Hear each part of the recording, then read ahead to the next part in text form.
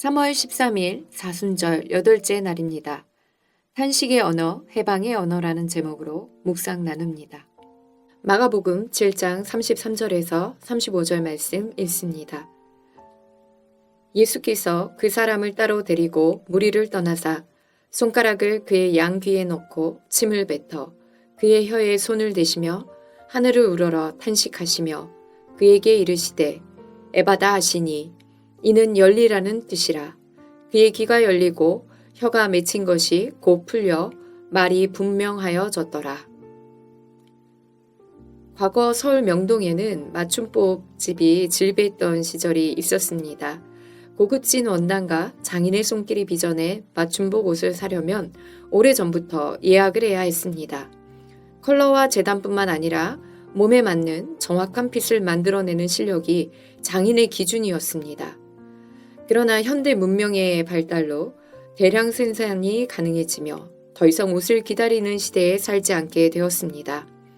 표준 데이터로 재단된 옷을 클릭 한 번으로 바로 받습니다. 빠르고 직관적인 시스템은 100세 시대 의료기술에도 적용되고 있습니다. 표준화된 양식으로 진료를 받고 차트 기록에 의해 환자의 치료가 적용되어집니다.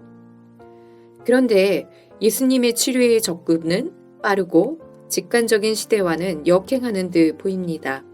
사람들이 기먹고 말 더듬는 자를 데리고 와서 그를 위해 간구하였습니다. 이미 장애인은 무리와 함께한 지 오랜 시간이 된 것이지요. 그를 측은히 여기는 무리도 있었겠지만 오랜 시간 속에서 싸늘한 사람들의 시선이 굳은 살처럼 베겼을 것입니다. 듣지는 못해도 사람들의 시선과 몸짓은 조금씩 그의 마음을 조각나게 하고 결국 문을 닫고 입도 닫게 하였습니다. 무리 속에 있어도 외로움의 사슬에 묶여 마음을 열지 못한 채 시간 속에 갇히게 되었습니다. 주님께서는 아픈 이에게 다가가 먼저 번잡한 무리에서 분리를 시키십니다. 들리지 않는 길을 위한 치료뿐만이 아니라 묶여진 아픔의 사슬을 끊기 위해 그만을 위한 맞춤 치유로 접근하십니다. MRI와 CT가 몸의 아픈 곳을 정확히 찾아낼 수는 있어도 한 사람의 환자가 갖고 있는 아픔의 서사를 판독할 수는 없습니다. 표준화된 기성복을 사면 힙 사이즈에 맞추어 허리를 줄이기도 하고 허리 사이즈에 맞춰 바지 길이를 줄이기도 합니다. 한 사람의 아픔 역시 표준치로 해결되지 못하는 섬세한 서사가 숨어 있습니다. 우리를 빚으신 주님께서는 우리 자신조차 알지 못하는 그 섬세한 내면의 상처와 아픔을 정확하게 아시고 개별 맞춤으로 한 사람 한 사람과 만나고 치유하십니다. 주님께서 장애인을 치료하는 과정을 보십시오.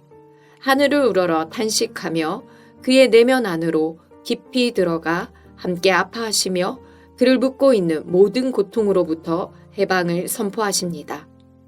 에바다는 열리라는 뜻의 아람어입니다.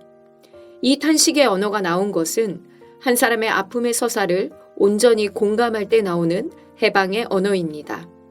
주님께서 장애인의 감옥 같은 영혼의 문을 열어주십니다. 마음의 굳은 살이 가득 배긴 그를 차가운 무리에서 데리고 나와 치료해 주십니다. 우리는 때로 타인의 아픔을 가벼이 바라볼 때가 있습니다. 장애인을 바라보던 무리들처럼 사람들의 소리에 이끌려 판단할 때가 있습니다. 요즘 인공지능의 발전으로 동일한 사이트 안에서 클릭한 데이터를 바탕으로 각 사람에 맞춰 광고를 보여줍니다. 한 사람이 찾고 있는 자료를 모아서 표준값을 정하고 거기에 맞춰 맞춤형 광고를 하여 더 많은 소비 문화를 이끌어내는 시스템입니다.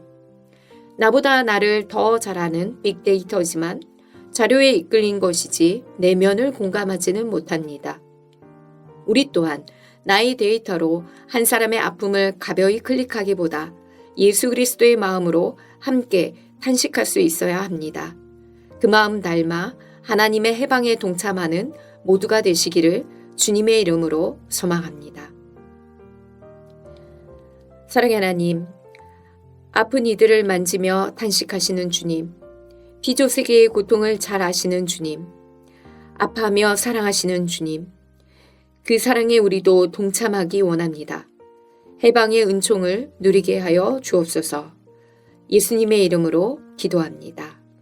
아멘.